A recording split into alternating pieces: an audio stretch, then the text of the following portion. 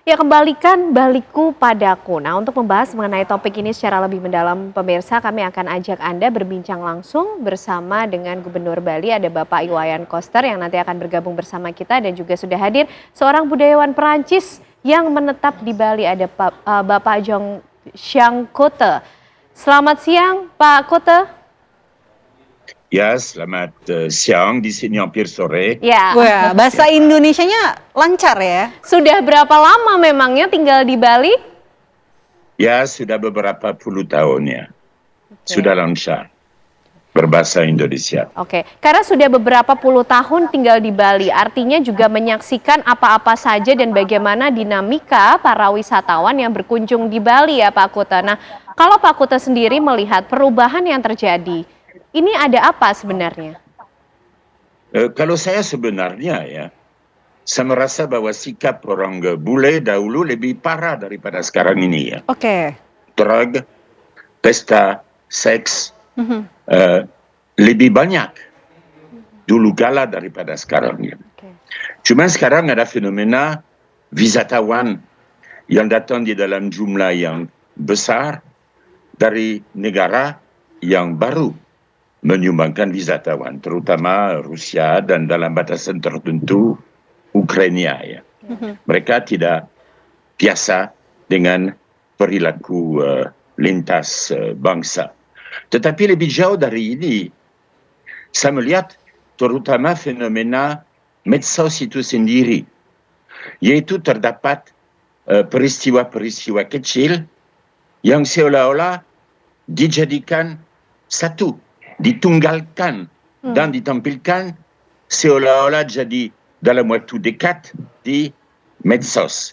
Apalagi itu dimainkan oleh orang yang berada di medsos yang mempunyai kepentingan politik yang ingin dipilih ke depan. Di luar itu harus kita sadari bahwa memang adanya pengetatan dari peraturan bisa difahami. Bukan hanya di Bali tapi di seluruh dunia. Banyak tempat di dunia yang mulai dirusak oleh perilaku wisatawan. Kota Cusco misalnya di Peru, sekarang ini ditutup untuk wisatawan. Ada permintaan serupa di Venezia, di Barcelona, dan juga di Paris.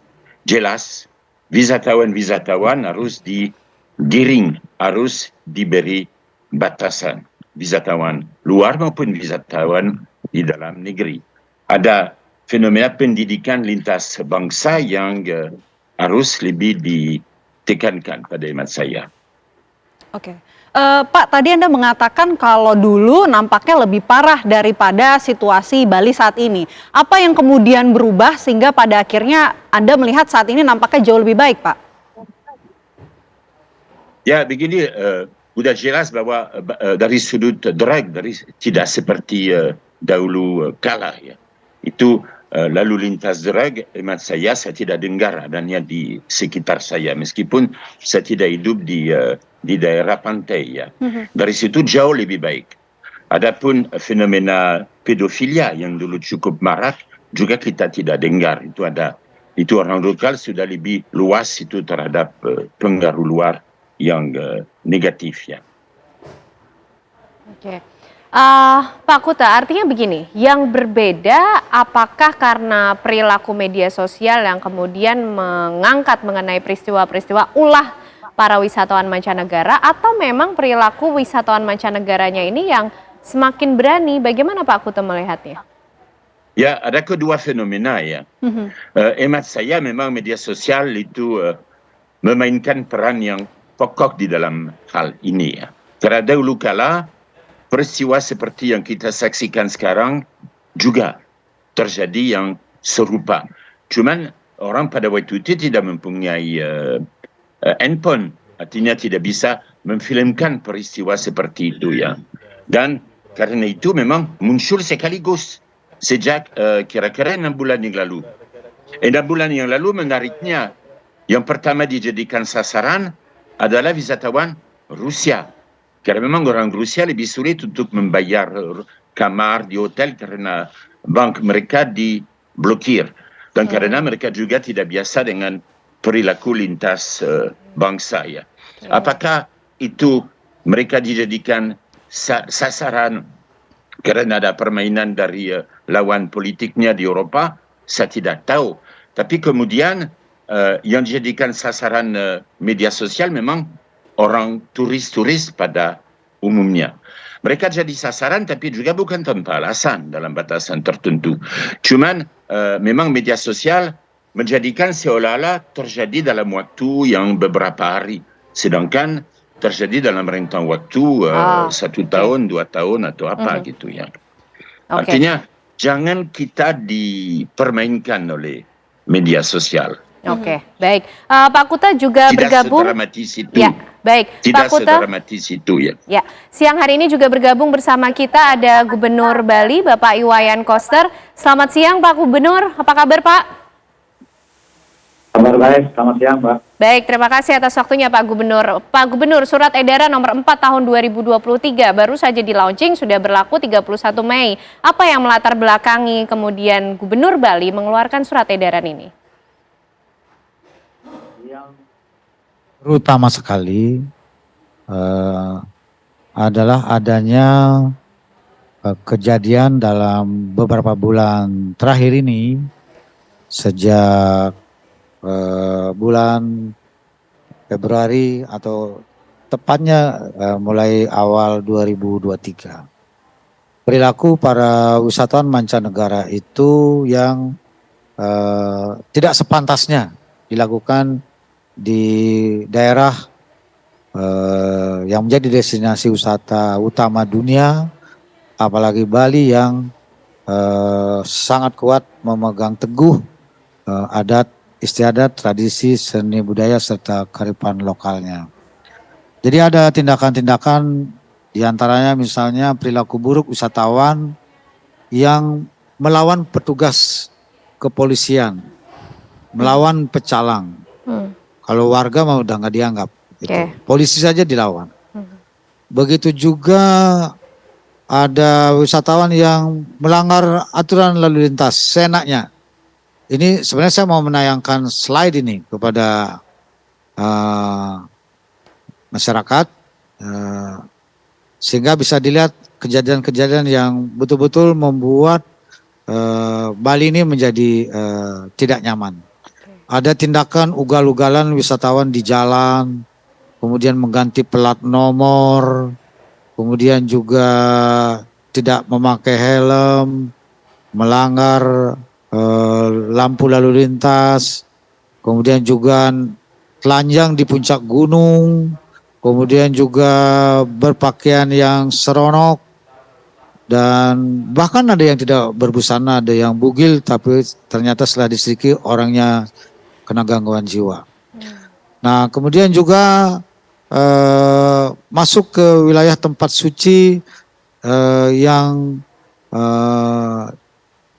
dilaksanakan dengan cara berpakaian tidak sopan dan tidak melakukan persembahyangan. Jadi hanya masuk begitu saja. Dan saya kira ini sesuatu yang sangat buruk.